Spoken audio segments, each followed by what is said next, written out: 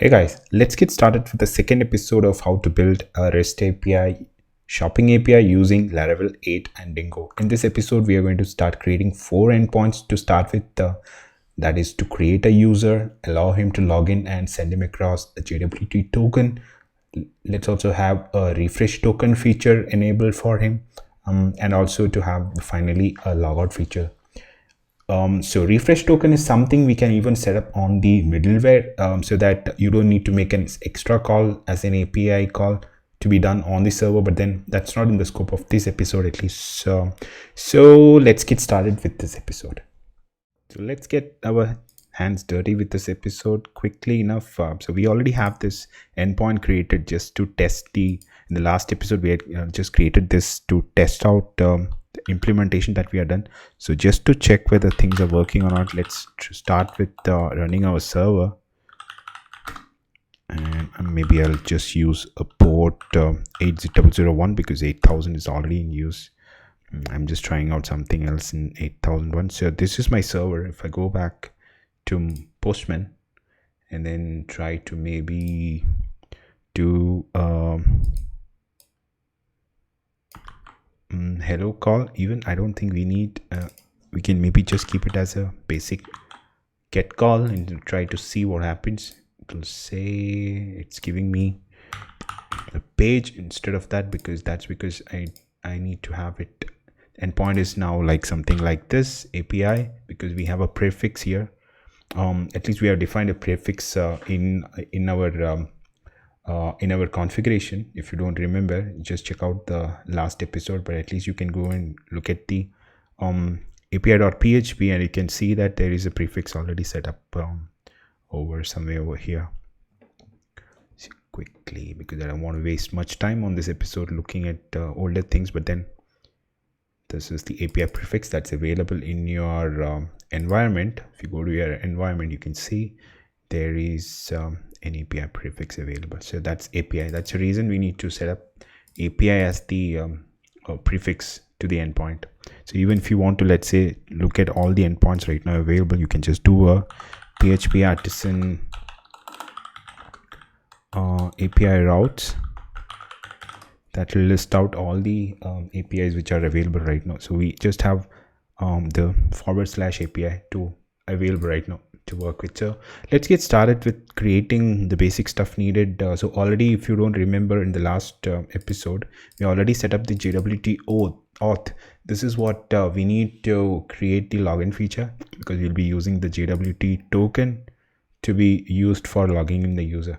So what are things you need to start with? So we don't have a controller to at least make that first endpoint. So if I have to start looking into, the first thing that I will need is to define an endpoint over here. So maybe I can start with creating a post request to create a user. So I can just say users/login. This is my endpoint. This is for logging a user, and I need to also create for creation of a user I need a controller. So for that, let me create a controller. For that, I can run the command php artisan make controller, and then I say user controller. So this is the controller I'm going to use to manage all the users. Maybe I can also append something like API so that it generates why is it giving me? Okay, that's because I already have defined this. So maybe let me just comment that out before I do that, and then I'm gonna do creation. Yep, so that creates the the user controller which is needed. So I had appended the API part, because of which it just created some functions which can be consumed for creating the endpoints. So I have the index, store, show, update, and destroy. So these are available already. So for the user creation, I'm going to just use this store function to create that endpoint. So even before writing any functions, I'm going to go to the API route, enable this again, and then let me add the namespace. So first thing first, let me pick up the namespace which is created, then go to the API, and then user controller is what is created now.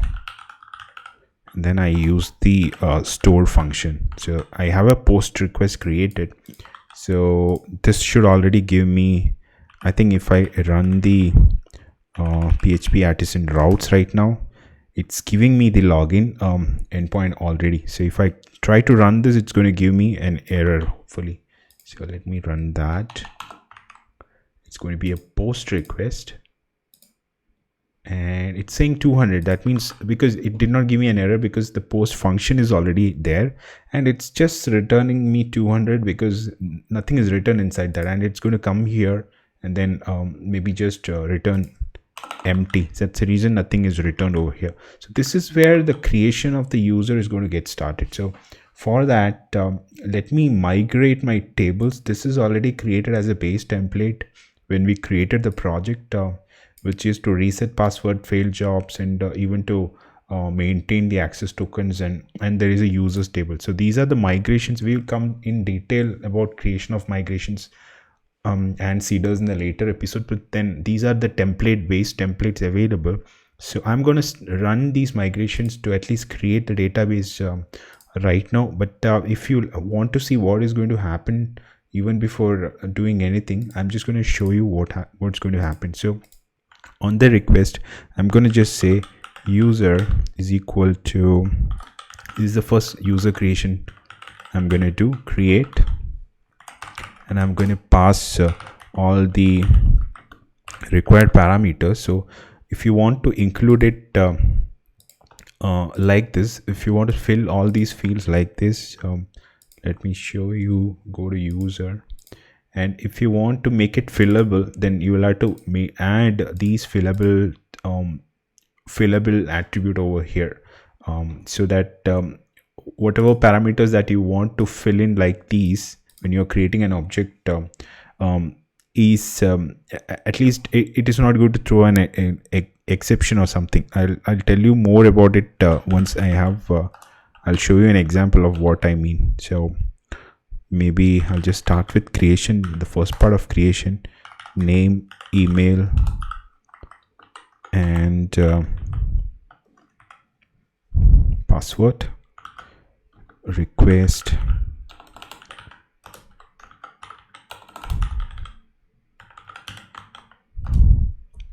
it should be email, and the last parameter is password.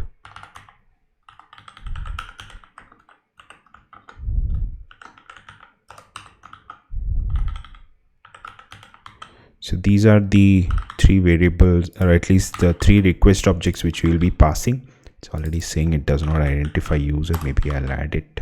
So user is coming from app models model, so that's also taken care. So this is my first this is a call to create a user. So let's now, because it is within the store, if I try to again do okay, I don't have a create endpoint yet, so maybe that's also something I'm going to create over here. So API, I have a logins endpoint, and then I also need to have this is not login, so this is going to be sign up. I was talking more of login earlier, but then sign up is the first step where user is going to get created through a sign up endpoint. So maybe I'll replace this with sign up, and then it's actually pointed to the store where right now we have written some code where it's going to create a user. So let's see what happens here. As soon as I execute this, it's going to say connection refused for SQL. That means I have not set up the environment needed. So I go back to my environment, and then I'm going to set up my database over here. So it's anyway running on 127.0.0.0.1 itself, but then some of the things which is going to change is the port. I think it's on, let me verify, it's already running, but I want to just make sure it's on 999. And my database I have created is called stores_db. I'm hoping that's the one. No, it's called shopping_db. And then username and password is root and root. So that's taken care. So now my database connectivity should not be a problem, but then again it's going to still show some errors. Okay, that's because maybe I'll just I had already been working on this project for some time now, so I already have this database and the tables already created. So first thing first, whatever I'm going to do is go clear off all of that. So I'm going to revert all the migrations which were existing. So I'm just going to call a reset of those migrations that clears the database. So if I go to my database right now, if I refresh it, there is a migration table also, and maybe I'll also delete that. So now everything is cleared up. It's an empty database right now. I'm going to again do a sign up, and it's saying base table of view not found. So that's the reason we need to run this migration. So for running the migration, the tables are the migrations are already available here. All that I need to now do is make the PHP artisan migrate call, which is going to migrate all of these tables to their database. So okay, it's artisan migrate. So that's migrated all the tables needed to the database. So let me just go and refresh it once. So you can see users is created, table is available. It has also created some tables for maintaining the personal access tokens and everything. So these are some of the things that the JWT library is taking care of. So we don't need to worry much there. So this is already created. The table is already created. And if I now run this, it's going to create the users on that table. If you want to see, there is no validation available. But then I don't have anything passed.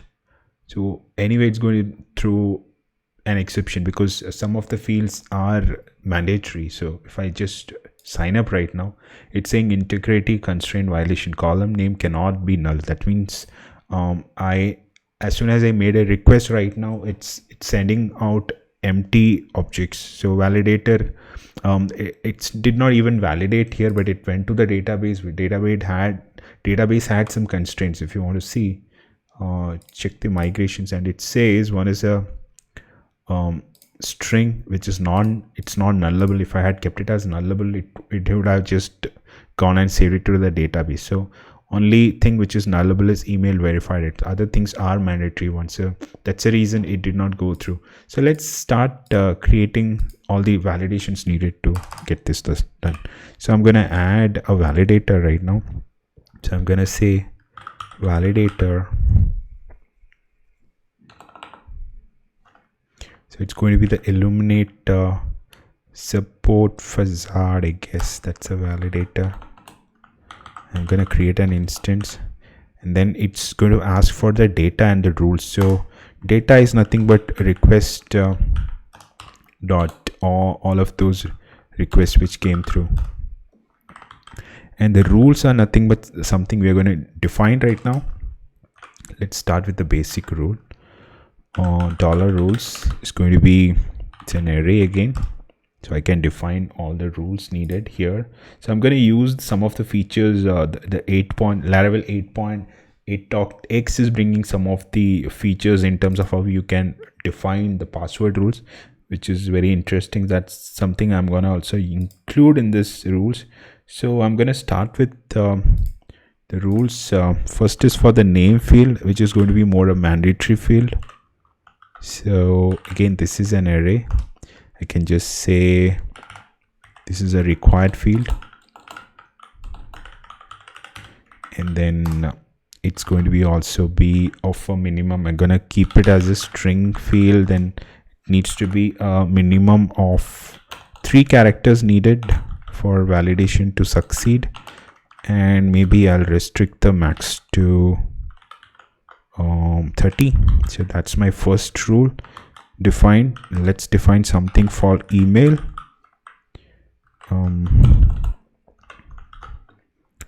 And for email, I'm gonna go with some of the same rules.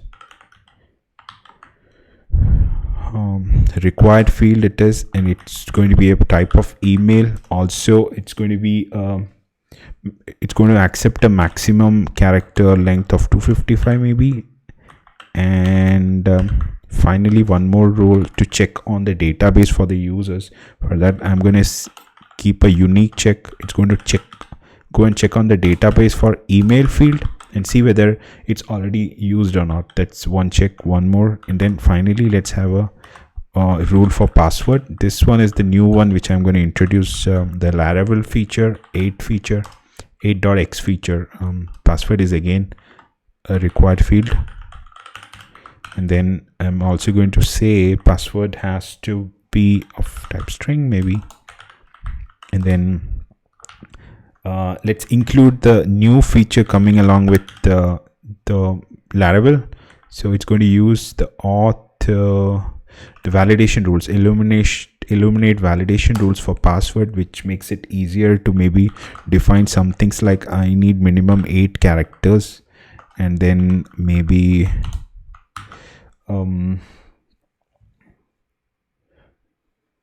also need to have mixed cases. That means it definitely needs one, at least minimum of one uppercase, as well as it needs minimum one lowercase for sure. And then I can have numbers.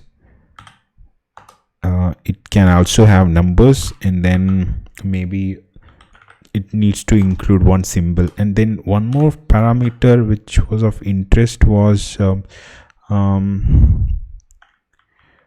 maybe I don't really remember. Password rules we can always check in Laravel 8. Validation rules. So if we go to Laravel 8.x, and we can directly go to rules objects maybe. So there are you can even customize the rules. You can create a rule and define it, but at least I'm just so I was looking at something called as uncompromised. So this is something they have defined where they are checking for the passwords that you're entering and seeing whether anytime any hacker has already compromised it anywhere. So then it will not let you create that or at least use that password at all. It's a little stricter compared to all the other rules, which makes it a little difficult to validate. And this will be very good if it is being used for, let's say, a very secure application where you want really a password which is never used before. So that is something which has come through as part of the has come through the validator. So I'm just going to use this validator, and even before anything happens we need to fail the validator. So if validator fails, then I'm not going to proceed with the login. So I'm just going to say return response JSON. And then I'm saying maybe I'm just returning this validation failures. I'm just saying validation errors, and then pass those validation errors as the parameters. So I can just say $validator errors. So this is going to just return all the validation errors which is going to happen. It's better to break it up into 2 lines because it's otherwise becoming not so much readable. So this is my validator. As soon as this fails, it's going to return. So let's maybe try using the validate, let's see whether it works already. So I'm going to sign up with nothing. So validator is already working. You can see the name field is required, the email field is required. So we can start plugging in one by one all of these fields needed. So I'm going to go to the body and then add a form data. I'm going to add a name, which is going to be a username or something for me. So I'm going to say I wish, and then email. I'm going to say wish@mail.com, and password is going to be a tricky one to at least crack, because whatever I'm going to give is not going to go through because of this uncompromised keyword which is kept. So I'm just going to keep good password to check. So let's start with, so it says email field is required. So as soon as I enable that and maybe make it something like this, it's saying email must be a valid email. That's also cool. So I can say mail.com, and then again if I enable password, maybe I was seeing an issue when I was just keeping only password for validation. I think that's a bug which is not yet sorted out in Laravel. I'm not sure because it will go through. So that's the reason I'm just if let's say I'm enabling name and email, and then maybe password is not the right, maybe it's not setting as per these rules, even then it's going through. That is some bug I was seeing. So that's the reason I'm just disabling this, just to show you how the password is going to work. So the given password has to be appeared in a data lake. Please choose a different password. So this uncompromised is already working and it's not letting me through to the other one. So because of that, now again, like I said, this one has a problem. So if I have enabled everything, but then this error should be shown idly. So let me try that. But last time I tried, it just did not validate it again. So maybe that's a bug or something, I'm not sure. So if I do a send now, okay, it's working. That's cool, because I thought it's something. So that's cool. So last time I messed it up some way. So I'm gonna remove this, and at least this time it's going to go through because it's a valid password and it's going to validate. It's going to be fine. There's no validation in it. It's going to create this user. So before it creates a user, I want to make sure that I complete the other part of it. So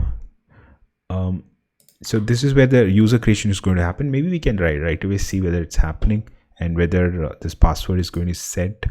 So some of the things again we'll have to revert just to show what's going on. So it's going to say it's 200. That means it did go through. So if I go to my database now and refresh, you can see the user is created. I wish@mail.com. Password is not encrypted. That's something we're going to do right now. So maybe as one thing, I'm going to reset the migrations because I want to run it again. So again, it should be removed. Every table is regenerated right now. So this password was not encrypted. That's something we need to do. So for that, I'm going to do some trick in user table. I'm going to add a function which is going to internally handle the setting the password whenever there is a key, whenever there is a password without encryption comes through. So for that, I'm going to create a function called set password attribute. I should be very careful with this because last time I just made this, I made a spelling, at least I made this as attributes. Because of it never works. So it has to be kept as set password attribute itself. And then I need to see whether if password is not empty. If it's not empty, then I need to set the password this dot attributes, and then point to this password attribute, and then say bcrypt. That's the hashing algorithm which we are going to apply, and then pass the password. So that's it. So this should ideally take care of us encrypting the password. So let's just go back and see whether now it's going to set up. Nothing is there. I'm going to run the Postman script again. It's created. Let's go back to our table. Password is at least encrypted now. So it's easy to decrypt it as when we do the other part. So our user creation is complete. Now let's write the other part of the code which is needed. So which is to we need to send the token. So for that, let's do something. Let's create the token because the user is created but he's not yet logged in. So I'm gonna say auth. This is provided by Dingo. It's actually calling the JWT auth, which is the provider we have set for authentication for JWT for Dingo. If you remember, you just go back and check in the last episode why we enabled this part where we already included the time on JWT auth framework already, just because we wanted to set the auth for Dingo as JWT. That's the reason we already included it and we already started using it over here. So auth is coming along with JWT, or at least that's a contract available to work with. So within the configuration for Dingo, we had already set auth as JWT itself. So now we are going to call the login function and we are going to pass the user which we created. Let's say this user we are going to use, and then we are going to log in that user. So this is going to create a token which we are going to return. So return this. So I'm going to create a utility function to return this, which is going to return at least 3 parameters. So I'm going to call that function private function. It's going to be used within, and maybe one more place in another. Call respond with the token, and we are going to pass the token over here. And this function is going to return response JSON accepting an array, and we are going to pass first thing the access token,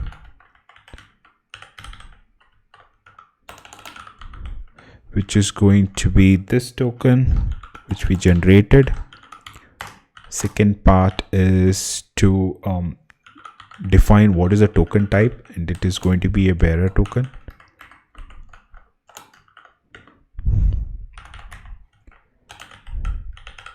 So that when you are setting the header for token auth header, then you can say it is a bearer token. And the final part is to define the time of expiry, which is expires in by what duration. For that we are going to use auth factory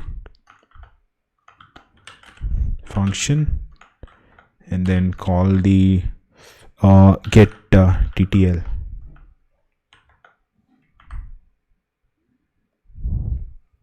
So this is going to return our expires in time.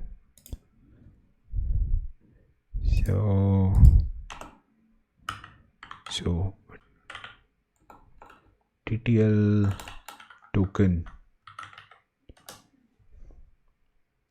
So time to live, that is TTL, time to live. We'll pick it up and then add a 60 so that it's returned the relevant unit. I think this is going to be, normally TTL is going to be in milliseconds, I guess. TTL expiry in,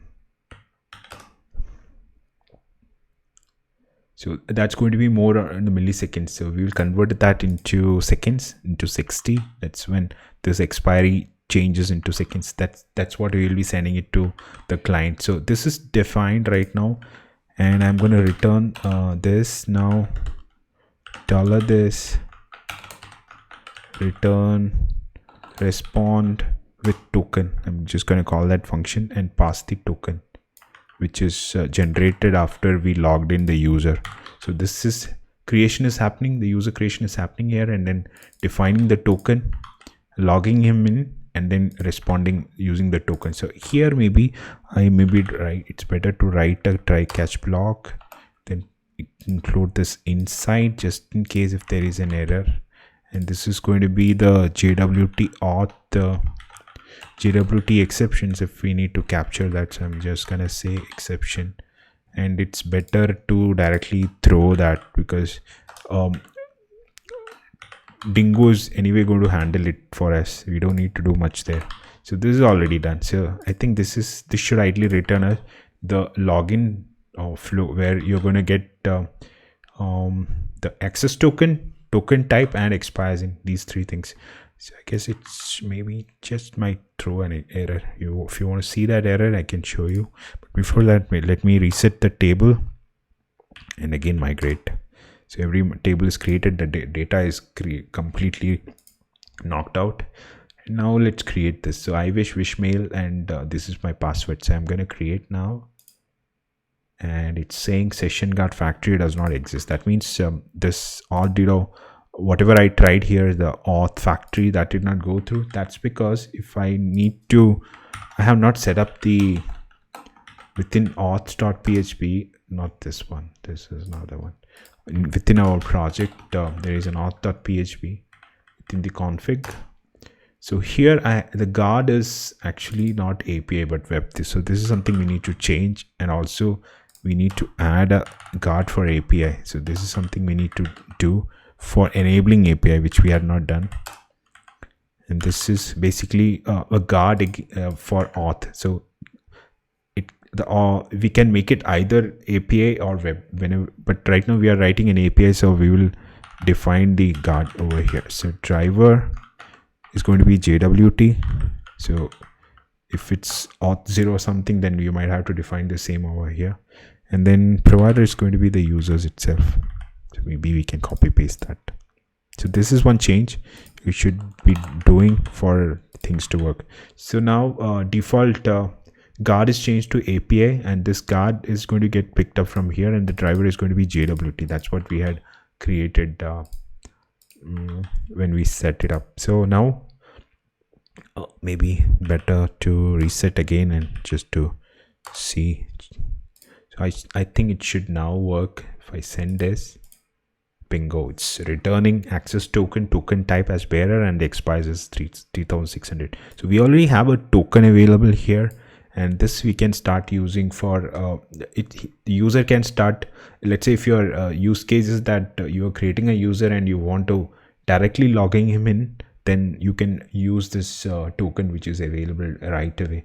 If not, if you want to go to the next steps, don't return it, or maybe you just ignore this step, just let the user creation only happen, and then maybe let them log in again using a different endpoint which we are going to create right now. So this part is done. User creation has happened. If you go to the user table, you'll already see that the user is already created with the password, and now is the time that we start creating another we don't have an auth. That is interesting. So we only created the user part right now. Let's create the authentication part, the login part, along with logout and refresh. So I'm gonna create another to send another controller for this specific scenario right now.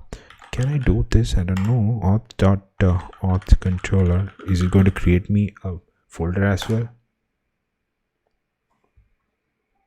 No, it just did a crazy stuff. So maybe I'll just rename this. I was trying to see whether I can make a folder along with. Is that the other way? Maybe I'll just give it a try once more. Maybe delete this. These are small stuff which makes your life easier, because I can then use the namespace needed. Is it going to be the other way? I don't think it's going to create. It did. That's good. So the namespace is also under auth, which is good. So whatever. Okay, one more thing I wanted to, maybe that's not needed here. So I'm gonna create a function, public function called login. So this function is going to be login, and it's going to accept a request type of Illumate request, $request, and this is where we're going to start doing stuff. So for login, let's create an endpoint. Go into my API, maybe just copy paste this and make some modifications. Post again, users login, and maybe I need auth here. and that's my auth controller. So that should be a login function. So ideally, as soon as now, if I do a login, it should give me a 200. So let's go to our Postman and do a login. Maybe I don't need all of these. Just uncomment that. 200 because I just have created the function and I have not written anything. So let's start writing something there because we already have the user available.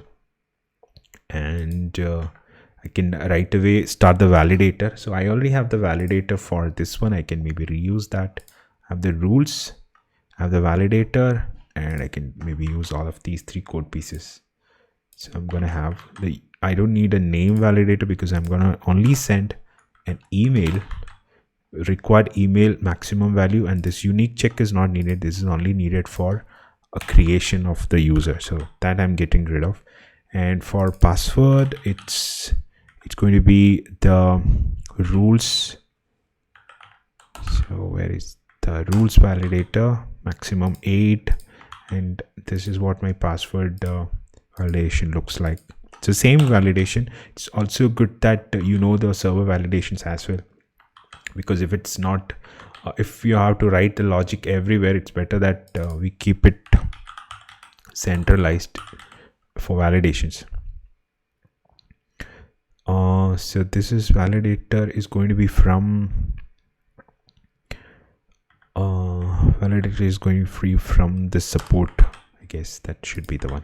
So at least if you make a request now to log in, it's already giving that email is required and password is required, those 2 errors. So maybe we can start enabling one by one.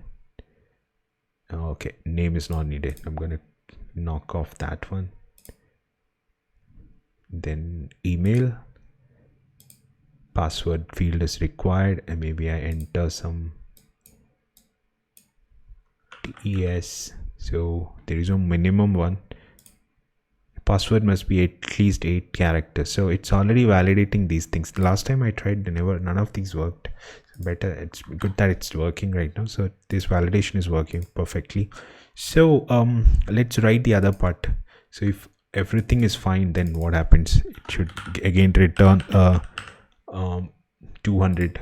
Yep, 200. But then we are yet to validate. Our validator is successful. We need to make use of these credentials right now. So let's do a credentials creation. Credentials is going to use the dollar request. It's going to be, what is the call going to be like?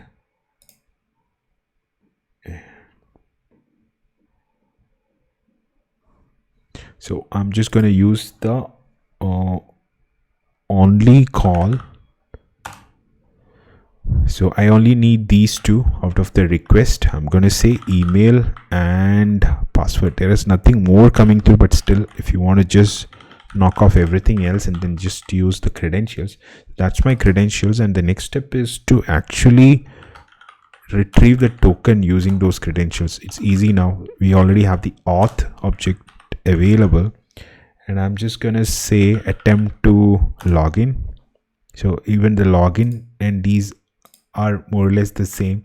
Attempt is to authenticate user using a given credential. So I'm gonna use this credentials to log him in. And let's also make sure that we are handling all the error cases. So if something goes wrong, we keep it within a try block, and it's all of these errors are going to be from the JWT exception itself. So I'm just going to use that, and I'm just going to throw only that. So throw is going to I'm just throwing it just because if I throw internally, Dingo is going to identify that error and going to return the kind of error messages as well as the status code directly. We don't need to do anything there. So that's also done. So token is generated. So similar to the other function, we could even centralize this, but I'm just going to grab it over here. Same thing, like just like our the other case, I'm going to call this now, return $this. It's going to return the response with the token. I'm just going to pass the token response. Or this is going to be the token. So it's going to return the auth factory, access token type expires in 3 of these feature functions. So this is what the basic login stuff is all about. Attempting to log in, it returns a token. I just do this and it returns it. So let's try this now. The username and password is valid, so maybe I'll just do it. Let me just start with a wrong password. It should ideally say error. Oh my god, access token is false. That means the token is not existing. That's the reason here it's saying this. But one of the things which we can do is we can return an error instead. So let's handle this over here. I'm just gonna throw new not found HTTP exception. So again, like I said, we can throw exceptions. Token does not exist, or even this is actually an unauthorized API call, right? So I can say user not authorized. So it's like HTTP exception. So I'm gonna use access denied, maybe, or maybe an unauthorized exception, because username password is not valid. Username or password is not valid. So it ideally identifies, so it's more of an unauthorized 403. It should return. So let's try again. So it's 401 unauthorized, forbidden. So this is also fine, I guess. So unauthorized HTTP exception happened. It's saying 401 unauthorized. That's fine, I guess. So it's showing all the traces of debug, just because within a api.php we have set the debug to true. Okay, it's false. That's interesting.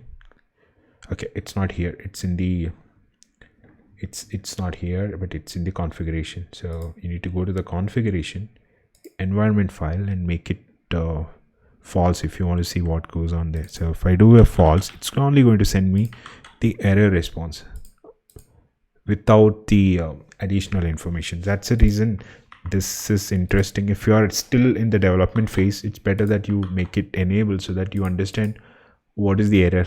So authentication at what line it failed. The auth controller failed at that line. So that's the reason.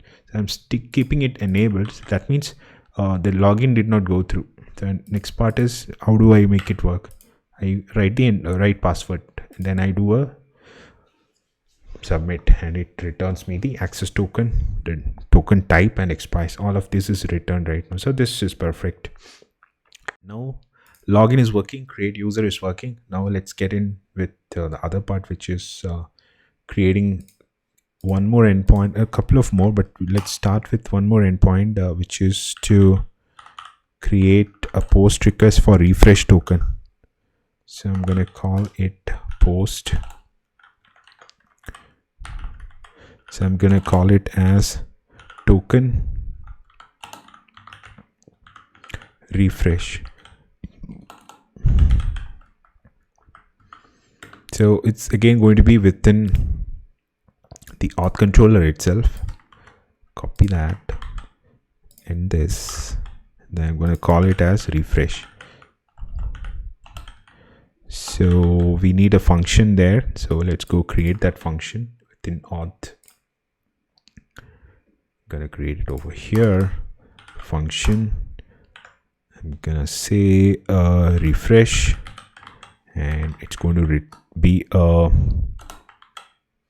do I need any parameter? Because it's going to use the token to refresh. So I can just create a function called refresh, and I can try getting the token. So first step is to get the token, which is there in auth. So header understands what is. So if I just need to call a auth.get token function to get the token, which is the current one.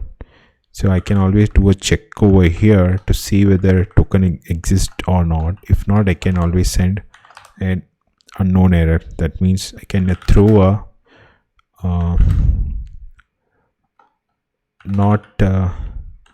what's that HTTP exception, which is not found HTTP exception, and I can say token does not exist. So that is one error throw we can ideally do.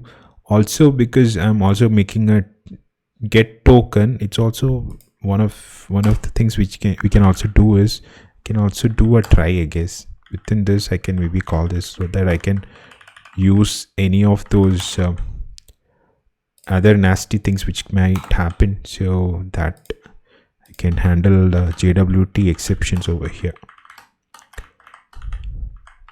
And then I can just throw new, or maybe just throw this itself. So that should take care of it. And now the last part is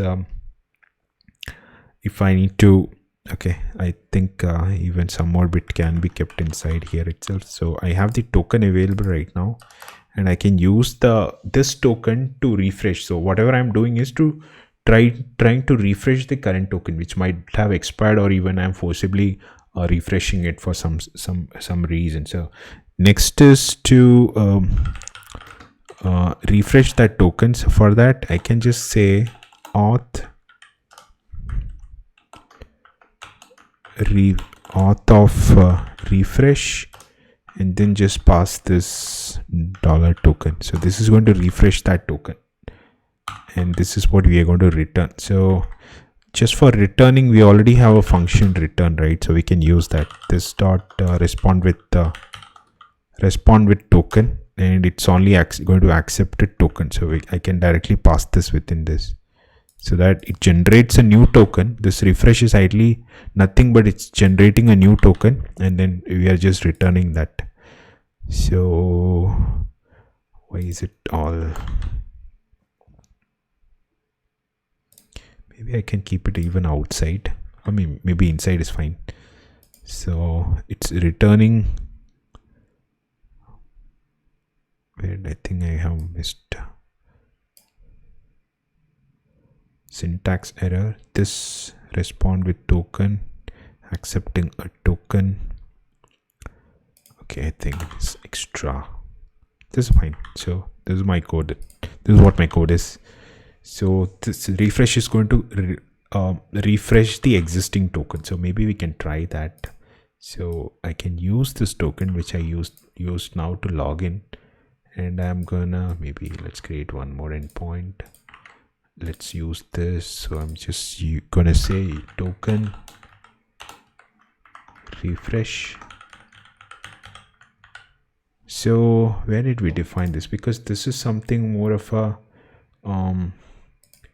let's go here. Maybe it's better that we create this has to be an auth. It cannot be directly outside because we already have received a token. These two are something where I am yet to receive a token, so I can keep it outside of a group. But if for at least this one, I need a middleware. So for that, let's create a middleware. So I'm gonna go create a group and add a middleware over here. And middleware is going to be auth. I think that's the right way of writing it. So it has to go through this auth middleware to do any stuff right now. So function, and this is going to be accepting the $API, and this is where I'm gonna keep this refresh code as well, because it's already a validated token which we are using to refresh. So it has to go through this middleware, otherwise we are leading this server to attacks. So that's something I'm gonna do. So I have okay, middleware has to be API, and middleware has to be API because auth is going to go through the API guard, and we also can maybe prefix something for all the auth calls. So I'm gonna keep it as auth.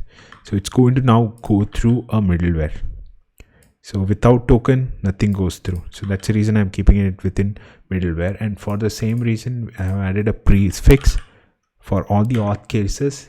It's going to go through these middleware. So if I do this, okay, it does not get post. It's saying refresh does not exist. Auth 0, auth controller ref. Okay, the spelling is messed up. REF, RESH. Now it should be fine. Token does not exist. So it's already giving me the first error. So if I go to my auth, it's already identifying that no token is existing because I just passed nothing. So get token, it's going to return nothing. So it's already saying token does not exist. 404, the error is written. So what I need to do is go to my auth and define a bearer token, and then I'm going to pass this token which I had created for logging in. I think this is for the login case. Yeah, so this is what I'm going to refresh now. So it's ending with some FFE or something, so that's going to get refreshed. Pass it, it's going to refresh with a new token. Now I will be able to even use this one for any other operation which I'm going to do. So this is my new token created out of the other token. So that's the refresh token piece, but we can always write it the refresh. We don't need a separate endpoint, but we can always keep it within our middleware so that any token expiry can be handled for any API call, because otherwise it will become like too many API calls will have to be done. Let's say if I am doing maybe fetching some stores, in this case, at least in the stores API, if I'm, let's say, fetching some stores, and if I'm an admin and if my token has already expired, it does not make sense that I get a 404 token, or maybe token expired response I get, and then I try to again refresh, make a refresh call, it returns one more token, and then I'm using that new token, making another request. In turn, what I can do is, whatever token I'm sending across to the server, the middleware can itself handle that token refresh, create a new token, and that new token is what will be used to fetch my new record, which might be the stores in this case. So that's a better way of doing it. But then in this episode, I'm just going to show you creation of a token endpoint right now, at least a refresh token endpoint. But then in the future episode, maybe I'll come up with something where we are going to integrate it with the middleware. So we can do that. Even I think the Dingo framework along with JWT, the framework should already be doing that. We might just maybe wanting to add a middleware, because this is overall a library, so we might have to just point to a middleware which might do all of this together. So let's see that in the coming episode. But then this is the refresh part.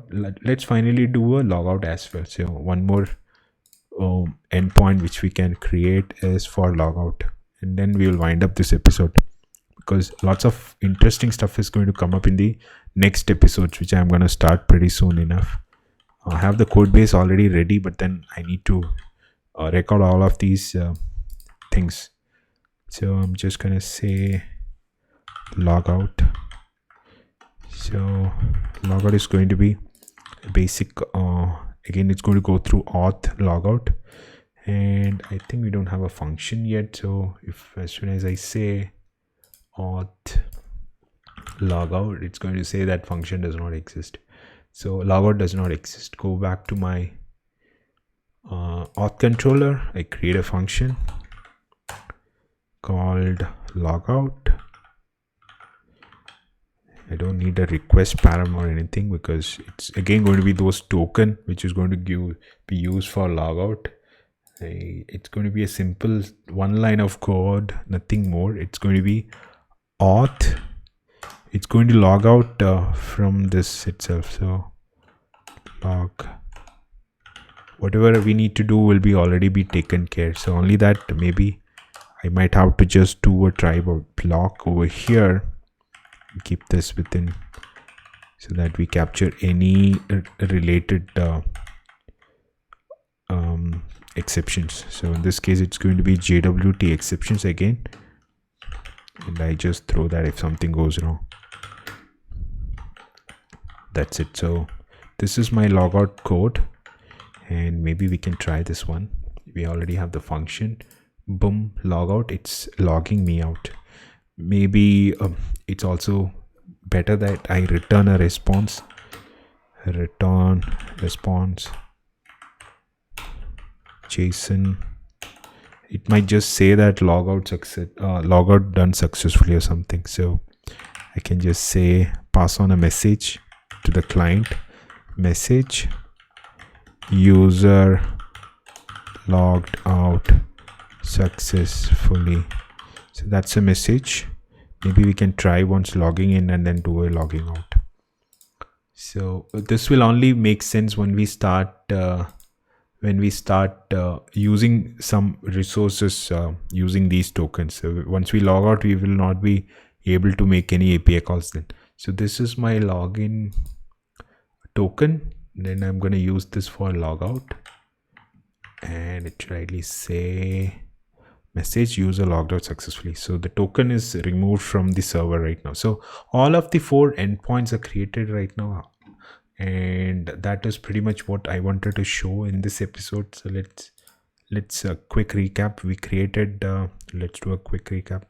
We created the sign up creation part, then we did a login which returned us the tokens, JWT tokens, using which we did also a refresh, and then we did a logout finally. So basically this is what will be the stepping stone for the other episodes which we are going to pick up with, where we are going to create different roles and permissions for individual users so that they can act upon different points based on their roles or permissions. Let's say a super admin can be created, a store admin can be created, a store owner can be created, multiple other roles and permissions can be created, and we will create different endpoints for each of these roles and permissions.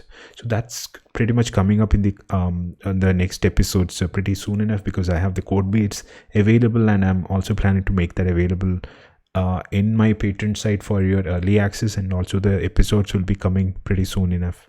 So stay subscribed, like this episode if it was helpful, share it if you can, and then wait for the upcoming episodes which is happening pretty soon is enough. So until the next episode, it's bye from me.